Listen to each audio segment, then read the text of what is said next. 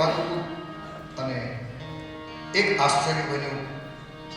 શ્રી કૃષ્ણ ગોવિંદ હરે મુરારે, શ્રી કૃષ્ણ ગોવિંદ હરે મુરારે એમ ભગવાનની ધૂન બોલતા બોલતા ભક્તિ મહારાણી ઓચિંતાના પ્રગટ થયા.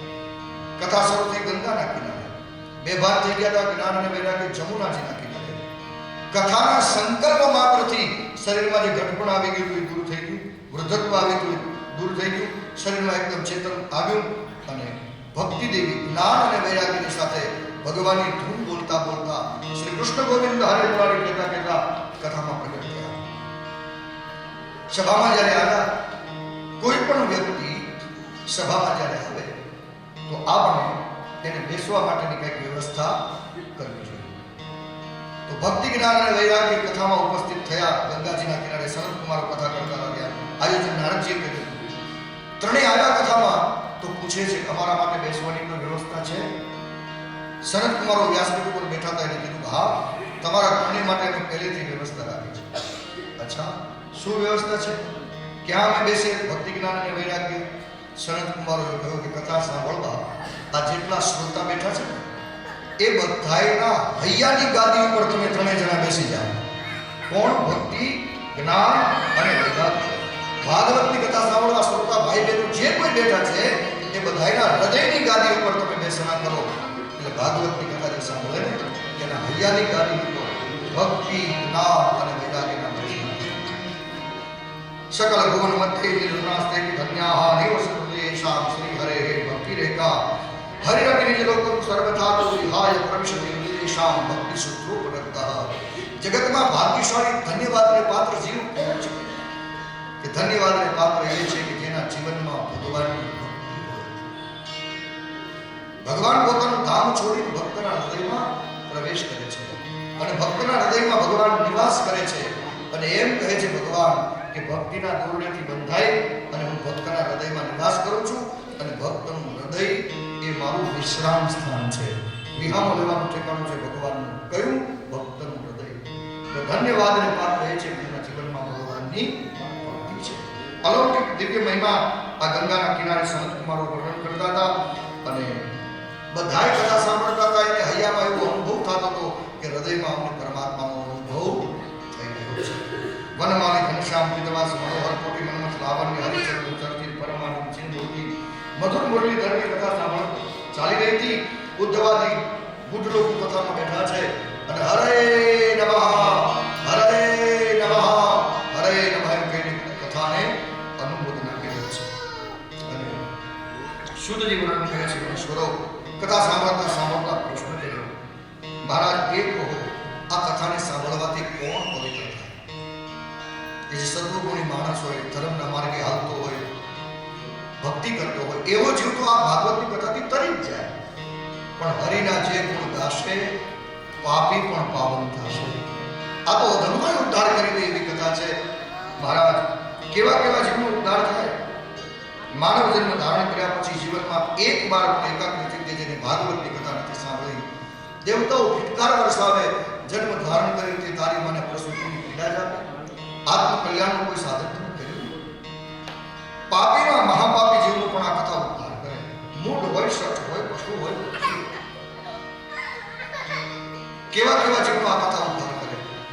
જીવન પર્યંત પાપનું આચરણ કર્યું હોય, હંમેશાના માટે અવળે માર્ગે જનારો હોય, ક્રોધના અગ્નિમાં પોતે બળતો હોય, બીજાને બાળતો હોય, કુટિલ હોય, કામી હોય, આવો જીવાતમાં પણ એકવાર સંકલ્પ કરી લે કે હવે હું બીજી વાર પાપ નહીં કરું અને ભાગવતની કથા સાંભળી લે તો આવા જીવનો પણ આ કથા ઉદ્ધાર કરી દે.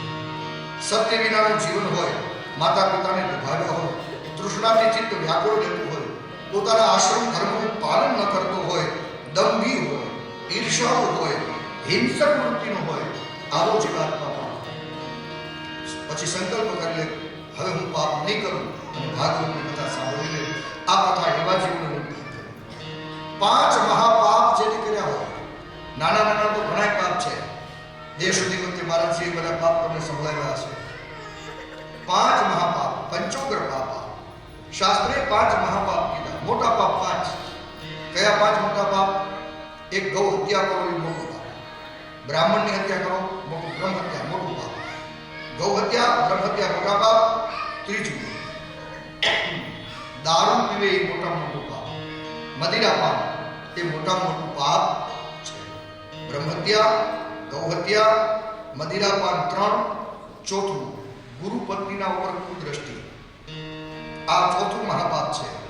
અને 5મું મહાપાપ કયું છે કે આ 4 પાપ જે કીધા, ગૌહત્યા કરતો હોય, બ્રહ્મહત્યા કરતો હોય, દારૂ પીતો હોય અને કુદ્રષ્ટિ કરતો હોય, એની ભેગું ઉઠવું બેસવું, એનો સંગ કરવો, એ 5મું મહાપાપ છે.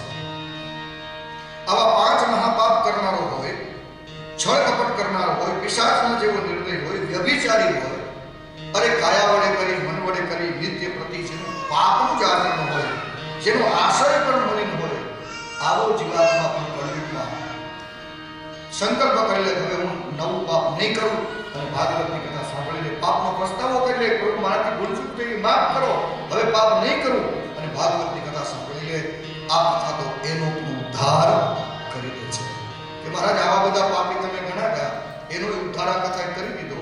તો આવો કોઈ પાપીનો ઉદ્ધાર થયો હોય એવો કોઈ દાખલો ખરો? તો સનત કુમાર હા મુનીશ્વર, તુંગભદ્રા નામની નદી હતી, નદીના કિનારે ઉત્તમ નામનું નગર હતું, એમાં આત્મદેવ નામના બ્રાહ્મણ રહેતા હતા. બીજા સૂર્યનારાયણ જેવા તેજસ્વી છે, સ્ત્રોત સ્માર્ટ કર્મ કરવામાં નિષ્ણાત છે. એ બ્રાહ્મણની પત્ની છે, એનું નામ ધુંધુલી છે. ભગવાને બ્રાહ્મણને પૈસે કે ગરીબ નથી રાખ્યો, પણ મનથી ભિક્ષુક છે. ભિક્ષુકો વિદ્વાન લોકે ધનનો ભિખારી સારો, પણ મનનો ભિખારી નહીં સારો. બ્રાહ્મણને ભગવાને ધન આપ્યું છે, પત્ની પણ છે, સારા કુળમાં જન્મેલી છે, સુંદરી છે, રૂપ ઘણું છે, પણ ગુણનો અભાવ છે. ભગવાને આને સંતાન નથી આપ્યું. બ્રાહ્મણને આવકનો અડધો ભાગ ધર્માદામાં વાપરવાનો આ બ્રાહ્મણે વ્રત લીધું. આવકનો અડધો ભાગ ધર્માદામાં વાપરી નાખવાનો. ધનાર્ધ 10મો ભાગ કોઈ કાઢતો હશે, 20મો ભાગ કોઈ કાઢતો હશે, પણ આ બ્રાહ્મણે તો નિયમ લીધો કે આવકનો અડધો ભાગ ધર્માદામાં વાપરી નાખીશ. દરરોજ ગાયોના દાન કરે છે, કોઈ જરૂરિયાતવાળાને ભૂમિનું દાન દે છે, સોનાનું દાન દે છે, વસ્ત્રોનું દાન બ્રાહ્મણ દે છે.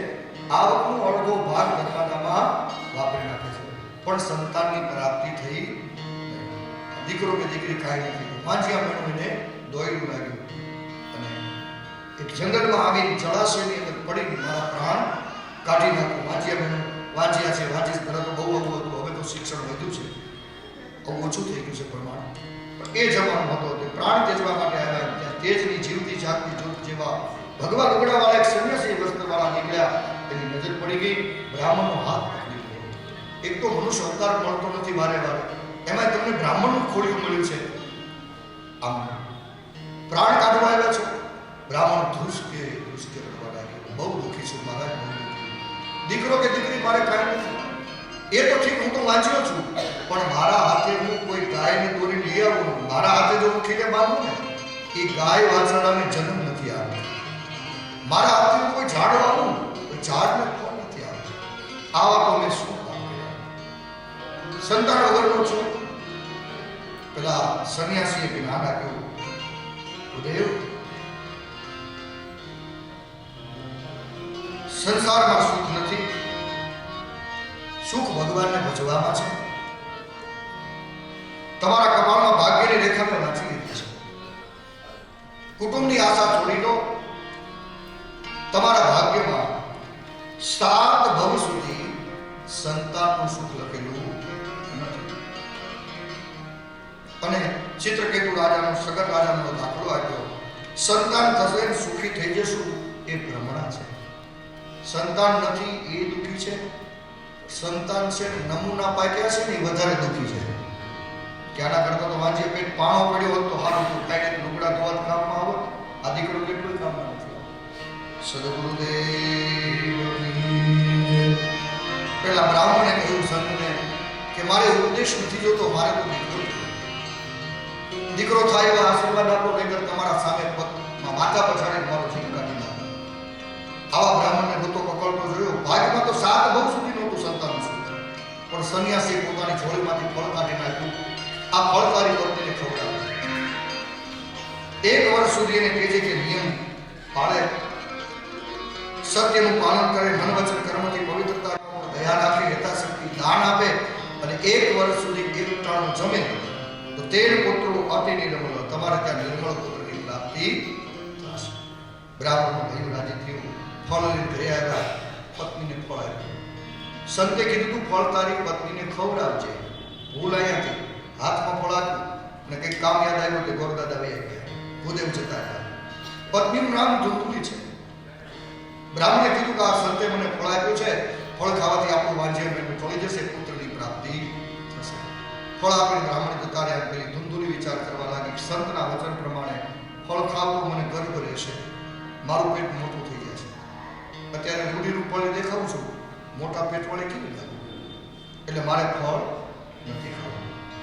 અને પેટમાં ગર્ભ હોય, બાળક હોય તો મારાથી ખોરાક બરોબર લેવાય નહીં, અને ખોરાક બરાબર ન લેવાય તો મને અશક્તિ આવી જાય, અને અશક્તિ આવે તો ઘરમાં કામ કેમ થાય, એટલે ફળ નથી ખાવું. ન કરે નારાયણ, અને મારા પેટમાં જે બાળક સુખદેવજી માના પેટમાં 12 વર્ષ રહ્યા હતા, એમ મારા પેટમાં બાળક લાંબો સમય રહે તો મારા હાલ શું થાય, ફળ નથી ખાવું. પ્રસૂતૌ દારુણમ દુઃખમ, પ્રસૂતિની પીડા મારાથી સહન ન થાય, મારું મોત થઈ જાય તો ફળ નથી ખાવું. કદાચ રાતે ઘરમાં આગ લાગી જાય, બધા તો દોડીને ભાગી જાય, મારા પેટમાં બાળક હોય તો મારાથી ભગાઈને દોડી ન શકું, બળી જવું પડે. લૂંટાર આવે મને લૂંટી જાય, હું ભાગી ન શકું. અને લાલને પાલને દુઃખમ, બાળકનું લાલન પાલન કરવું, ઘોડિયામાં હોય એમથી ઘોડે ચડે એવડા કરવા, એ તો માને ખબર પડે કેવી રીતે થાય છે. આ બધું દુઃખ મારાથી સહન નહીં થાય. અને પોતે બોલી દીકરો જોઈએ છે પણ કોઈ જાતનું દુઃખ સહન કરવું નથી. બોલી કે કાં તો વિધવા સુખી, કાં તો વાંચવી સુખી. પણ બોલી એટલું આ મારો અભિપ્રાય છે, આ સાચો સિદ્ધાંત નથી, આ મારો અભિપ્રાય. ધુંધુલી બોલી આ મારો અભિપ્રાય, કાં તો વિધવા સુખી, કાં તો વાંચવી સુખી. એ ફળમાં હાથમાં લઈને તર્ક વિતર્ક કરતી હતી. ગામમાં પરણાવેલી એની બેન બેસવા આવી, બધી એને વિગતે વાત કરી કે વાંચિયા એનું ચળે એમ છે, પણ ફળ ખાવું તો આ બધી ઉપાધિ થાય, પણ મારે કોઈ જાતનું દુઃખ ભોગવવું નથી, દીકરો જોઈએ છે. એની બેને કીધું કે એનો રસ્તો છે. એ કેવી રીતે કે મારા ઘરે ખાનારા ઘણા છે, ખાવાનું નથી. તારા ઘરે ખાવાનું ઘણું છે, ખાનારો નથી. ચલો કોમ્પ્રોમાઇઝ કરી લેતે. મારા પેટમાં અત્યારે બાળક છે, દીકરો થશે ને, રાતના અંધારામાં છુપાવીને તને મોકલી દઈશ, અને હું તારા પતિથી છાણું માનું ધન મને દઈ દેજે. આને ધન ઘણું છે, મારે ખાવાનું વાંધો, પણ કે આ ફળ આપ્યું છે ઓલા સંતે કે જેને ખવડાવે દીકરો થાય, કે સંત સાચા છે કે નહીં આપણે ખાતરી કરી. આંગણામાં ગાય બાંધી છે, ગાયને ફળ ખવડાવી દો, જોઈ કે ગાયને દીકરો આવે છે કે નહીં, સંત સાચા પડે છે કે નહીં. ગાયને ફળ ખવડાવી દો. અત્યારે તારા પેટમાં ગર્ભ હોય ને એવો તું ઢોંગ કર. હવે જે બાળકના જન્મ પહેલા માએ ઢોંગ કર્યા હોય, રાણા પ્રતાપ ને શિવાજી નો થાય. ધરાવણી ધાન ન નીપજે, કુળવીન માળું ન હોય, જે સ્તરને ચખરો નીપજે, પણ જેની માં હોતલ પદમ નહીં હોય. ધરાવણી ધાન ન નીપજે. માએ ઢોંગ રેછો, ફળ ખવડાવી દીધું ગાયને, ઓલી બેન હારે આવી રીતે કોમ્પ્રોમાઇઝ કરી લીધું, પૈસા હું ધન દઈ દઈશ, તું દીકરો છાણો મોકલી દે. આત્મનિર્ભર બ્રાહ્મણના કપટની ખબર નહોતી. એની બેને દીકરાને જન્મ આપ્યો, રાતના અંધારામાં દાસી સાથે દીકરો મોકલી દીધો, બદલામાં ધન લઈ લીધું, અને બીજે દિવસે ધુંધુલીએ જાહેર કરી, મેં દીકરાને જન્મ આપ્યો છે, મેં દીકરાને જન્મ આપ્યો છે, મેં દીકરાને જન્મ આપ્યો. આત્મદેવ બ્રાહ્મણ તો રાજી થયો, મારું વાંચ્યા મેળવું ટળી ગયું. બ્રાહ્મણોને યાચકોને આ બોલાવી અનધન વસ્ત્રના દાન આપ્યા, અને પુત્ર છે ધુંધુકારી, નામ માતા પ્રતિષ્ઠિતમ. ધુંધુલીનો દીકરો છે, નામ પાડ્યું ધુંધુકારી. એના જન્મને 3 મહિના ગયા, સંતના વચન નિષ્ફળ ન ગયા. ગાયના પેટે ફળ ખવડાવ્યું હતું ને, ગાયનો એક દીકરો હતો. આખું શરીર એનું માણસના જેવું છે, પણ ગાયના પેટે અવતર્યો એટલે એના 2 કાન ગાય જેવા છે. ગાય જેવા કાન વાળો દીકરો થયો. ગો એટલે ગાય, કર્ણ એટલે કાન.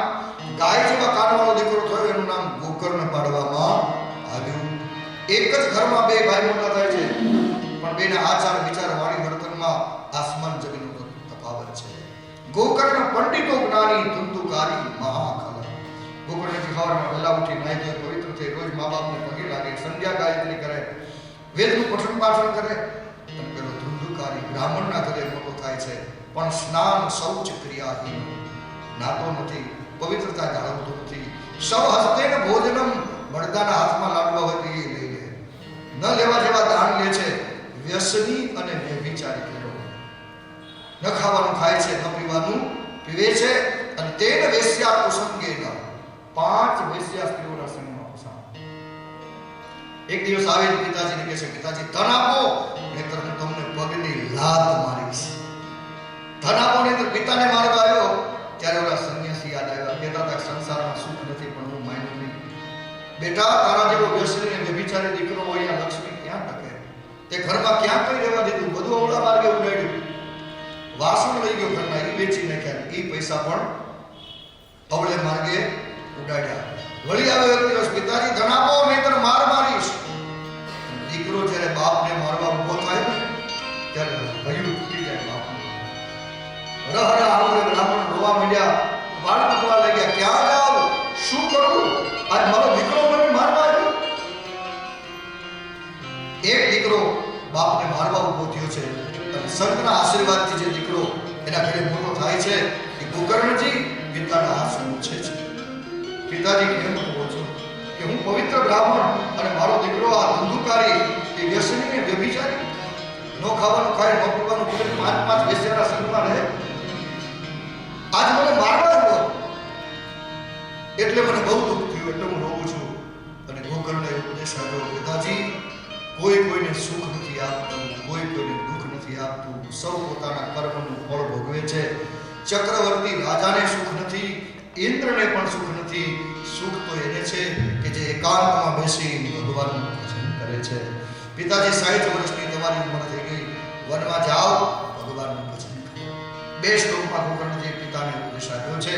દેહેસ્તે માંસરુદ્રે વિમતિમ તેજત્વમ જાયા સુતાદિ સુસદા મમતામ વિમુચ્ચ પશ્યામિશમ જગદિદમ ક્ષણ ભંગનિષ્ઠ વૈરાગ્ય રાગ રસિકો ભવ ભક્તિનિષ્ઠ ધર્મ ભજસ્વ સતતમ જજ લોક ધર્માન સેવસ્વ સાધુ પુરુષાન જય કામ તૃષ્ણા અન્ય સુદોષ ગુણ ચિંતન માસ મુક્ત્વા સેવા કથા રસમ ભો નિતરામ ભગવત્વમ. મમતા મૂકી દો, સમતાને ધારણ કરો. શરીર રુધિર અને માંસનું બનાવેલો પિંડ છે. પિતાજી વનમાં જાઓ, સાધુઓની સેવા કરો, એના મુખેથી કથા વાર્તા સાંભળો. સંસારને તમે ક્ષણ ભંગુર જાણો. પુત્રના ઉપદેશથી પિતાને અંતરના દ્વાર ખુલી ગયા. 60 વર્ષની ઉંમર છે. વનમાં ગયા, સાધુ સંતોની સેવા કરતા કરતા ભાગવતના 10મા સ્કંદનો પાઠ કરતા કરતા એને ભાગવતી મુક્તિ મેળવી. ઓલો ધુંધુકારી પોતાની માં આગળ આવ્યો, મારા બાપે ધન ક્યાં રાખ્યું છે, ઘરમાં ક્યાં રાખ્યું, બતાવ્યું, નહીતર હું તને મારીશો. દીકરો માને મારવા ઉઠ્યો. પાપના પંથે જેથી જાતો હતો તેની પાછળનો હૃદયમાં ખોટા લાડ લડાવ્યા. ન ખાવાનું ખાતો હતો, ન પીવાનું પીતો હતો, વ્યસની વ્યભિચારી થતો હતો, તેની રોક્યો નહીં. પેટ છોડીને પીડા ઊભી કરી છે. આ દીકરો મારવા આવ્યો, મારવાનું કીધું ને મારે આઘાત લાગ્યો, કૂવામાં પડી ગઈ અને માએ પોતાનો દેહ ત્યજી દીધો. માનું મૃત્યુ થઈ ગયું. ગોકર્ણએ વિચાર કર્યો, આની સાથે હું રહીશ તો મારી ભક્તિમાં વિઘ્ન આવશે, પાપીના સંગમાં રહેવાય નહીં. ગોકર્ણજી યાત્રા કરવા જતા રહ્યા. ઓલો ધુંધુકારી 5 વેશ્યા સ્ત્રીઓને પોતાના ઘરમાં લઈ આવ્યો. એ સ્ત્રીઓએ માંગણી કરી કે રાજાની રાણી દાગીના પહેરે ને એવા અમને પહેરાવો. મોહમાં આંધળો થયેલો રાજાના ઘરે ચોરી કરી આભૂષણો ધન લાવીને સ્ત્રીઓને આપ્યું. વેશ્યા સ્ત્રીઓએ વિચાર કર્યો કે રાજાની આ ચોરી કરી છે એટલે એકના એક દિવસ તો આ ગુનો પકડાશે અને આને પકડી લઈ જશે ને, આપણે ભેગા રહેતા હોય તો રાજા આપણને પણ સજા કરશે. આપણે તો ધન માટે આને સંબંધ જોડ્યો છે. વેશ્યા સ્ત્રીઓ હતી, મદિરાનું પાન કરાવ્યું, ખાટલા હારે દોરડાથી બાંધ્યો અને એને મારી નાખવા માટે એના ગળામાં ફાંસલો નાખ્યો, દોરડું બાંધ્યું, ગળે ફાંસો દીધો. પાપીનો જીવ જલ્દી જાતો નથી. બૂમ બરાડા પાડવા માંડ્યો. ધગધગતા અગ્નિના અંગારા લઈ અને સ્ત્રીઓએ એના મોઢામાં ભર્યા. છાતી ઉપર અંગારાનો ઢગલો કર્યો. મહા કષ્ટ થયું. પેલાને ખોળિયામાંથી જીવ તો ગયો પણ અસદ ગતિએ જીવ ગયો. વંટોળીઓ આખડે એમ જીવ ભટકે છે અને પ્રેતની યોની મળી, પ્રેત યોનીમાં જીવ ભટકે છે. ન ખાવા મળે, ન પીવા મળે, વંટોળિયાની જીવ ભટકતો હોય. એના મરદાને એના જ ઘરમાં દાટી દીધું આ સ્ત્રીઓ, વેશ્યા સ્ત્રીઓ. અને ધન લઈને જતી રહી. રસ્તામાં કોઈ માણસો મળ્યા અને કીધું કે તમે તો ધંધુકારી ભેગા રહેતા હતા, એ ક્યાં છે? તો કહ્યું કે તો ધન કમાવા વિદેશ ગયા છે. મારી નાખ્યો, એના જ ઘરમાં દાટી મૂક્યો અને પાછી કહે છે ધન કમાવા વિદેશ ગયો છે. એટલે અહીંયા શ્લોક છે, સ્ત્રીણામ તુ નૈવ વિશ્વાસ. આવી વેશ્યા સ્ત્રીઓનો ક્યારે વિશ્વાસ કરવો નહીં. બધી સ્ત્રીઓની નિંદા નથી કરી, પણ જે વેશ્યાવૃત્તિ કરે છે એનો ક્યારેય વિશ્વાસ કરવો નહીં. ધુંધુકારીનું મૃત્યુ થઈ ગયું, અસદગતિ જીવ ભટકે છે, એના મરદાનીના ઘરમાં ગોકર્ણની યાત્રામાં સમાચાર મળ્યા કે મારા ભાઈનું મૃત્યુ થયું છે. ગમે એમ તો મારો ભાઈ હતો, એટલે જે તીર્થમાં જાય ત્યાં શ્રાદ્ધ કરે, પિંડદાન કરે અને જાત્રા પૂરી કરીને આવ્યા કરે. આંગણામાં ખાટલો રાખીને સૂતા છે. અડધી રાતનું ટાણું થયું ને ઘરમાં કૌતુક મીંડા થવા. ઘડીકમાં શક્કરનો હસ્તી, શક્કરનું વેશા, ઘડીકમાં ઘેટો બને, થોડીક વારમાં પાડાનું રૂપ લે, થોડીક વારમાં હાથીનું રૂપ લે, થોડીક વારમાં અગ્નિના ભડકા ઘરમાં દેખાડે, થોડીક વારમાં ખડખડા તાટ કાઢે અને થોડીક વારમાં ધ્રુસકે રોવે. ગોકર્ણજી પંડિત બ્રાહ્મણ છે, શાસ્ત્રના જાણકાર છે. કોણ છે મારા ઘરમાં અડધી રાતના ટાણે જે વળી સામે હાજર થાવ? મંત્રનું બળ છે, મંત્રનું બળ છે. ચરણી અંજલિ છાંટી મંત્ર બોલે, વિકરાળ રૂપે થોડો પ્રેત આવીને બોલે. ભયંકર શરીર છે અને આંખમાંથી આંસુડાની જગ્યાએ લોહીના ટીપા પડે છે, લોહીના ટીપા પડે. કોણ છો તું? તારી આ દશા? બોલી ન શકે. મરવા ટાણે ગળા ફાસલો રાખ્યો હતો ને, મોઢામાં અંગારા ભર્યા હતા, કેમ બોલી શકે? પણ ઠાકોરજીનું ચરણ જળ લઈ અને પવિત્ર જળ છાંટ્યું અને મંત્ર બોલ્યા એટલે પ્રેતને વાચા ફૂટી. મને ન ઓળખ્યો? અહમ ભ્રાતા ત્વદીયોસ્મિ ધુંધુકારી નાદ સ્વકીયેનૈવ દોષેણ બ્રહ્મત્વં નાશિકં. બીજો કોઈ નથી, તારો ભાઈ છું, ધુંધુકારી છું, મને ઓળખ્યો નહીં? બ્રાહ્મણના ઘરે પોટો થયો એટલે બ્રહ્મત્વને જાળવ્યું નહીં. ન ખાવાનું ખાધું, ન પીવાનું પીધું, તેની તો મજા લાગતી હતી. આજ હવે સજા ભોગવવાનો વારો આવ્યો છે. ભાઈ, હું પ્રેતની યોનિમાં મારો જીવ આથરે છે, મારા જીવની શાંતિ નથી. આ પ્રેતત્વની પીડા મારાથી સહન નથી થતી. મારી મુક્તિ થાય એવો કંઈક ઉપાય કરો. ગોકર્ણજી કહ્યું કે તારી પાછળ તો મેં ગયાજીમાં શ્રાદ્ધ કરાયેલું છે અને ગયામાં શ્રાદ્ધ કરે એક શિમળાના પાન જેટલો પણ પિંડ ત્યાં દીધો હોય તો પિતૃ ઉતરી જાય. તારી ગતિ નથી. ગયા શ્રાદ્ધથી પણ ન થયું અને કહે છે ગયાજીમાં એકવાર નહીં 100 વાર શ્રાદ્ધ કરાયો તો મારી મુક્તિ નહીં થાય, એટલા પાપ મારાથી થઈ ગયા છે. હવે કર્મકાંડના સિદ્ધાંત પ્રમાણે મહારાજજી ભગવાનનું વચન છે કે શિમળાના પાન જેટલો પણ પિંડ ગયાજીમાં દે તો પિતૃ ઉતરી જાય. તો આ ધુંધુકારી કેમ ન કર્યું? એના ભાઈ ગોકર્ણે તો ત્યાં કરાયો પિંડદાન. કર્મકાંડનો નિયમ શું છે? 7 પેઢીનો પણ જો ભાઈ થતો હોય એના હાથમાં હરામ પહોંચે, પિંડદાન પહોંચે. ધુંધુકારી કોણ હતો? એની બેનનો દીકરો હતો. અને ગોકર્ણ કોણ હતા? સંતે ખોળાવ્યું હતું પ્રસાદ, ગાયના પેટે જન્મ હતો. એટલે બેનો લોહીનો સંબંધ કાંઈ છે? બેના પિતા એક નથી અને બેની મા પણ એક નથી. બાકી જો હાથ પેટનો ભાઈ હોય તો એનું હરામણું પહોંચી જાય. પણ એક છે ગાયના પેટે ઉતર્યો હતો અને એક છેતરીને બેન પાસેથી દીકરો લીધો હતો, ધણીને છેતરી. તો એમાં કોઈ પરસ્પર લોહીનો સંબંધ નથી, એટલે એનું શ્રાદ્ધ પહોંચ્યું નહોતું. કારણ આટલું જ હતું. અને જેનું કોઈ ન હોય ને મહારાજ કરવા વાળું, પાછળ પેઢીમાં કોઈ વંશ વારસ ન હોય, એનો કુળ ગોળ જે હોય ને એ એનું હરામણું કરે તો પહોંચી જાય. અને કા રાજા કરે એ પહોંચે, કા કુલ ગોળ હોય એ એનું શ્રાદ્ધ કરે તો પહોંચી જાય. તો આ એક ભાઈના પેટે અવતર્યો છે, એક બેનનો દીકરો છે, એટલે બાપ પણ એક નથી, મા પણ એક નથી, લોહીનો કોઈ સંબંધ નહોતો. નહીતર તો ગયા શ્રાદ્ધથી પિતૃ કરે છે. પણ પેઢીનો કોઈ ભાઈ હોવો જોઈએ ને કુટુંબી, તો એનું હરામણું શ્રાદ્ધ કરી પિંડદાન છે.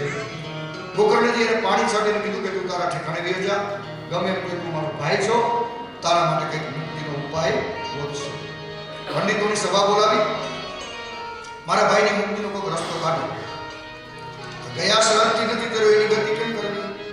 આખી રાત શાસ્ત્ર ચર્ચા ચાલી, સવાર પડી ગઈ, પંડિતો કોઈ નિર્ણય લઈ શક્યા નહીં. અને ગોકર્ણજી સંધ્યા વંદન કરવા બેઠા.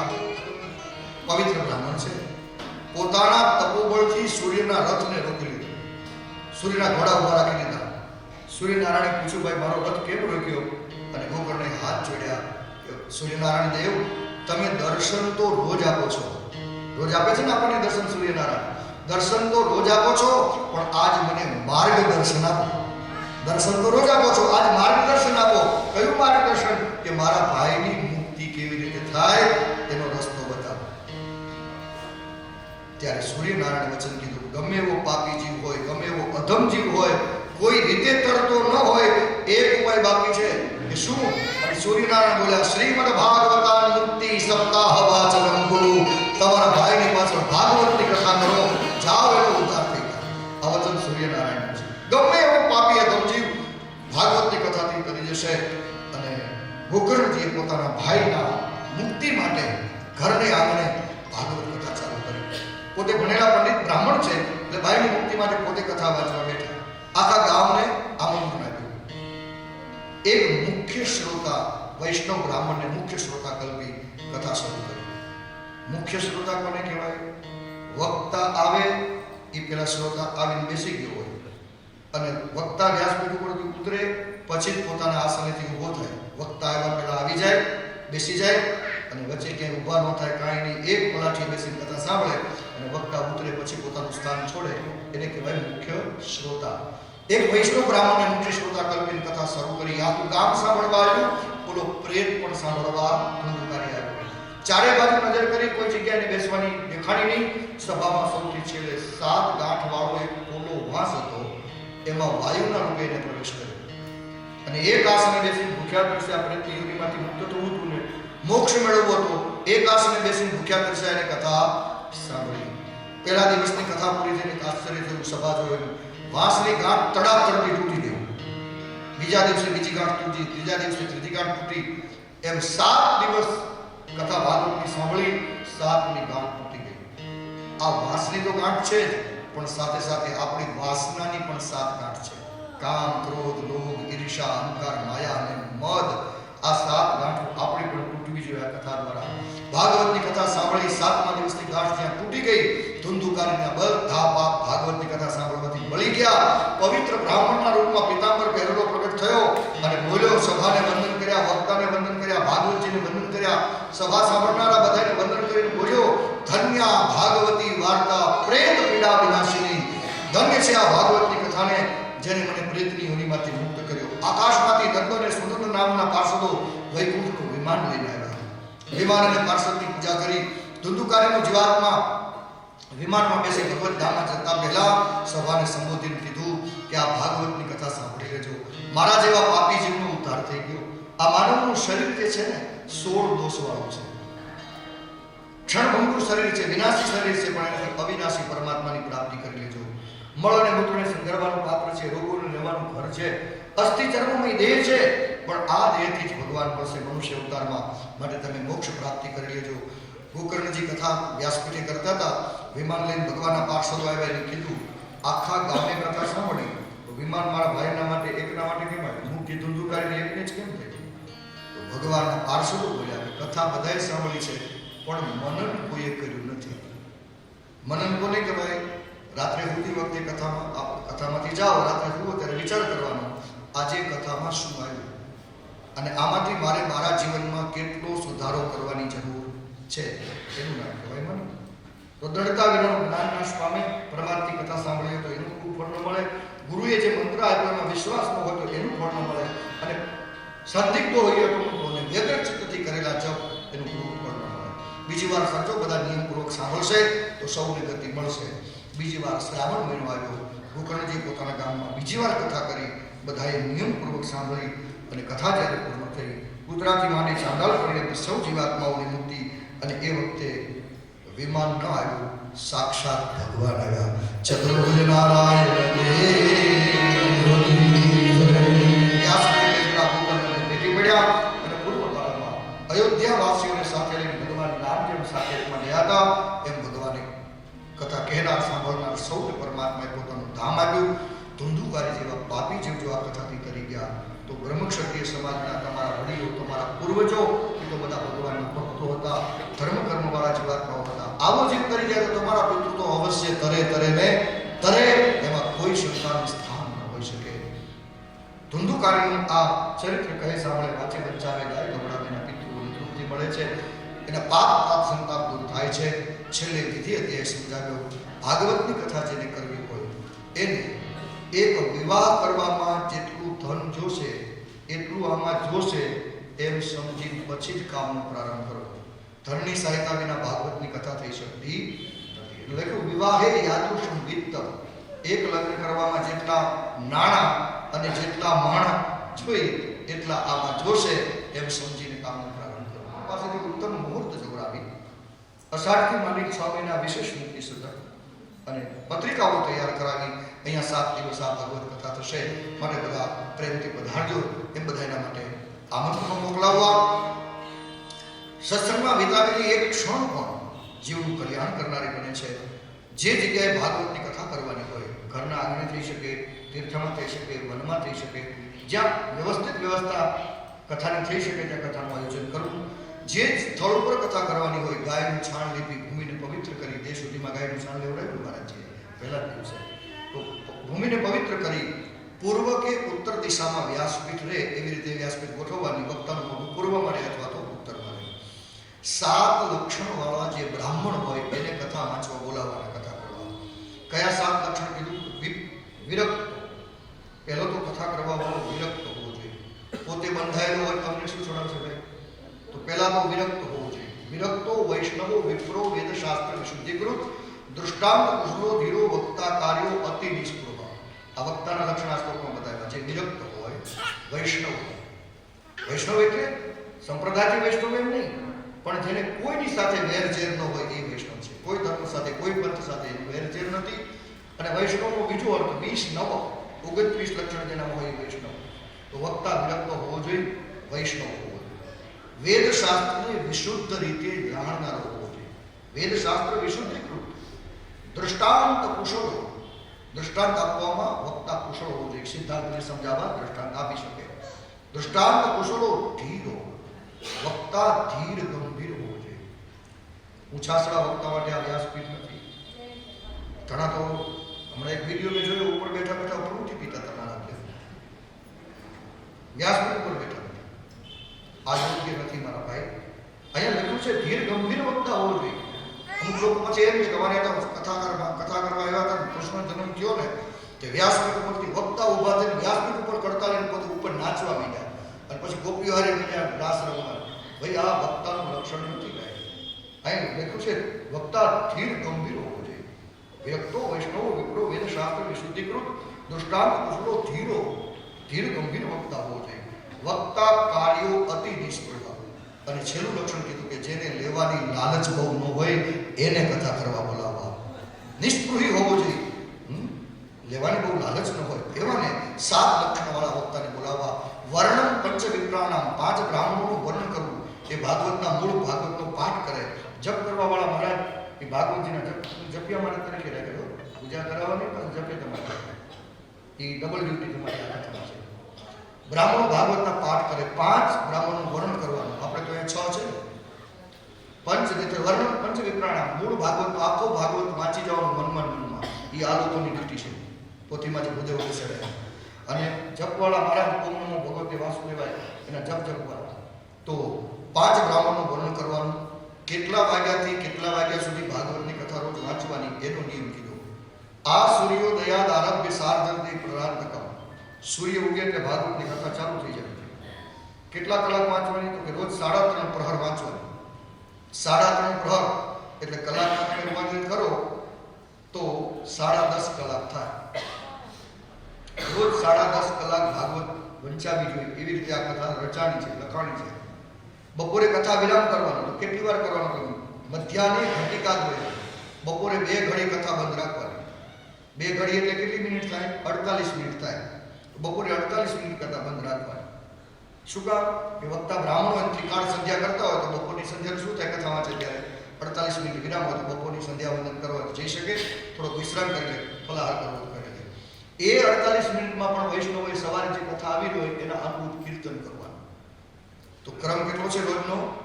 10.5 કલાક કથા કરવાનો છે ક્રમ. આપણે 9:15 થી 12:15, બપોરે 3:15 થી 6:15. તો રોજનું કેટલું ઘટે છે? 4.5 કલાક રોજની ઘટે છે. અઠવાડિયામાં કેટલા કલાક ઘટશે વિચાર કરો. તો ક્યારેક કોઈ અધ્યાય પૂરો કરવો હોય, કોઈ ચરિત્ર પૂરું કરવું હોય અને 15-20 મિનિટ હું કાળજી જ રાખું, ધ્યાન જ રાખું, પણ કદાચ કોઈ એવો સંજોગ થઈ જાય 15-20 મિનિટ ક્યારેક ખેંચાઈ જાય, મારી કથા તો થશે છડે નતા. છડે નતા, છડતા કે છોડ છે. આમાં નિયમ બતાવ્યો છે તો 10.5 કલાકનો રોજનો ક્રમ છે. બની શકે તો કથા ઉપવાસ કરીને સાંભળવી. ઉપવાસ એટલે હવે આ બધા નિયમો સાંભળી. પાણી ઉપર રહીને ઉપવાસ કહેવાય. અને અમારા પટેલમાં કથા હતી જયરાજની પાછળ 2 ભાઈઓ, એક નાઈરોબીથી આવ્યા હતા અને અહીંયા જ રહે છે, કાલાકપાસના મોટા વેપારી છે. 2 ભાઈઓ 7 દિવસ ખાલી પાણી ઉપર રહીને કથા સાંભળી. હમણાંનો દાખલો છે. 2 વખત કથા કરાવી, 2 વખત એવી જ રીતે 2 ભાઈઓ પાણી ઉપર. પણ શરીર સાથ આપતું હોય તો કરવાનું. જો નિયમોમાં આમાં લખાય નિયમ કહું છું, અમારે તમારે જેટલા શક્ય એટલા ઈમાનદારીથી પાળવાના. એક બને તો કથા ઉપવાસ કરીને સાંભળવાની. એમ ન થાય તો દૂધ પીને કથા સાંભળવાની 7 દિવસ. એમ ન થાય તો પહેલાના જમાનામાં ઘી ઉપર પણ રહેતા, ઘી કરતા પાન. એમ ન થાય તો ફલાહાર કરવાનો.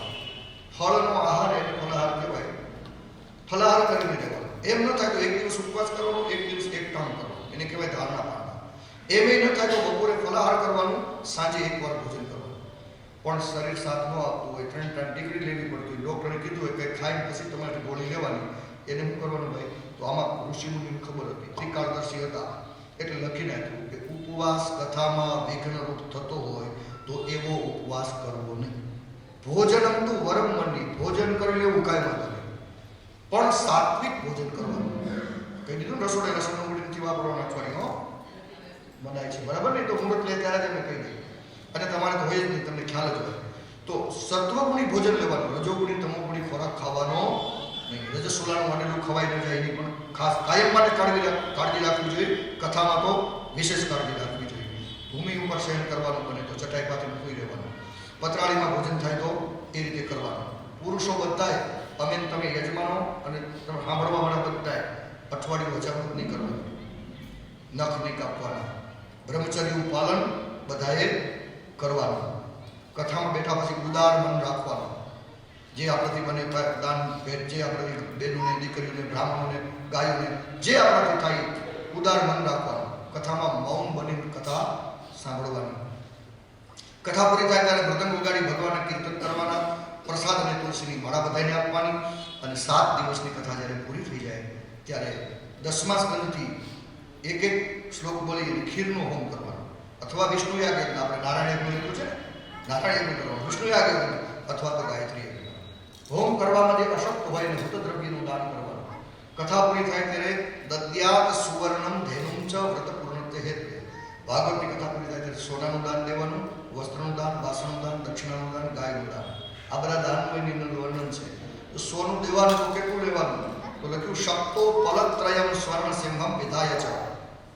પહેલો શબ્દ વાપર્યો શક્તો. શક્તિ હોય તો સોનાનું દાન કરવાનું. કેટલું કરવાનું? 3 પલ જેટલું. 3 પલ એટલે ઘણા કહે છે 3 તોળા અર્થ થાય અને ઘણા કહે છે 12 તોળા થાય. આયોજક સમિતિને જે એનો અર્થ કરવો ખરો, પણ સોનાનું દાન આમાં લખ્યું છે. સોનાનું દાન કરવાનું, વસ્ત્રનું દાન, વાસણનું દાન, ગૌદાન, આપણાથી જે બને બ્રાહ્મણોને બધાને દાન દક્ષિણાથી રાજી કરવાના, હોમ કરવાનો. અને આવી રીતે આ વ્રત પૂર્ણ કરવાનું, ભાગવત કથા પૂર્ણ કરવાની. અને સનત કુમારો કથા કહેતા હતા ત્યાં સુખદેવજી પધાર્યા. અને ભાગવત તો પુરાણમાં તિલક રૂપ છે, વૈષ્ણવોનું ધન છે. અસાર સંસારમાં સારું આ કથા છે. મોક્ષ મળી જાય ત્યાં સુધી તમે વારંવાર ભાગવત સાંભળ્યા કરો. અને એ સનત કુમારો ગંગાજીના કિનારે કથા કરતા હતા, ત્યાં ભગવાન પ્રગટ થયા, દિવ્ય કીર્તન ત્યાં થયું. અને સનત કુમારોએ વરદાનની માગણી કરી કે પ્રભુ અહીં અમારી કથામાં તમે પ્રગટ થયા છો અને બધાને દર્શન આપ્યા છે, તો જ્યાં જ્યાં ભાગવતની કથા થતી હોય ત્યાં તમે અવશ્ય મને હાજરી આપજો. તો ભગવાન આવે જ છે કોઈને કોઈ રૂપમાં, આપણે ઓળખવાની શક્તિ હોવી જોઈએ. અને ચોથા દિવસે તો આપણી કથામાં આવવાના છે, નવા છે. ધન મહોત્સવમાં કનૈયો આવવાના છે. આ રીતે આ નિયમ સમજાવ્યા અને એની સાથે આજની કથાને વિરામ આપીએ. વિશેષ કથા એટલે નિયમ આજે સમજાઈ ગયો.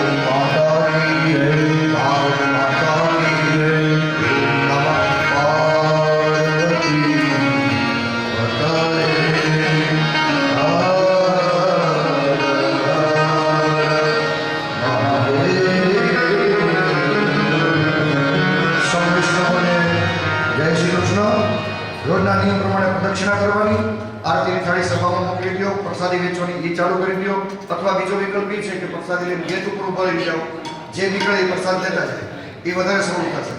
ગેટ ઉપર પ્રસાદી રાખી દો કીર્તન પાસે, અને ત્યાં 4 પ્રદક્ષિણા રોજ, અને પછી પોતીજીનું પૂજન અને બ્રાહ્મણનું પૂજન અને યથાશક્તિ ભેટ દક્ષિણા યજમાનનું કીધું ધરવાનું અને પ્રદક્ષિણા કરવાની. ભગવાનની ધૂન બોલતા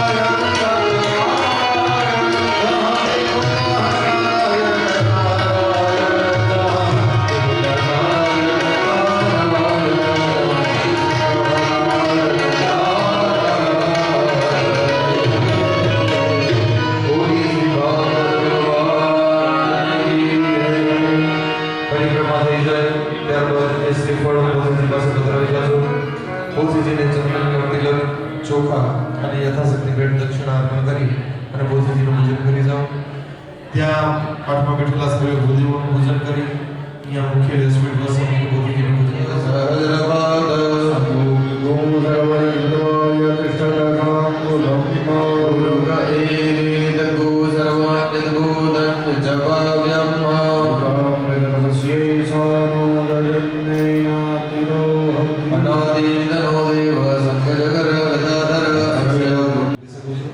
ધન્યવાદ. આવતીકાલે સવારે 7:30 વાગે દરેક જજમાન આવી જજો અને જે પૂજાની સામગ્રી છે એ બધું સાથે લેતા આવજો. ધન્યવાદ. સૌને જય શ્રી કૃષ્ણ.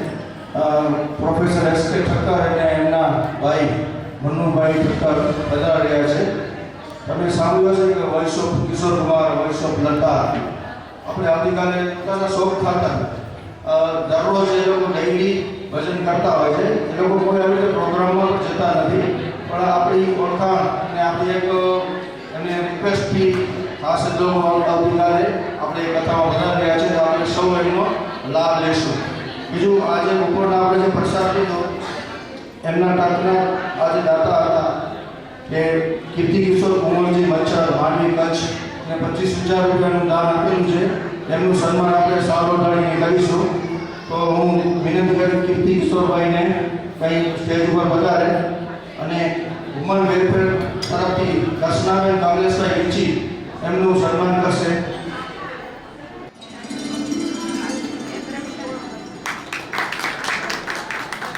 આભાર. કીર્તિ કિશોરભાઈનું ખૂબ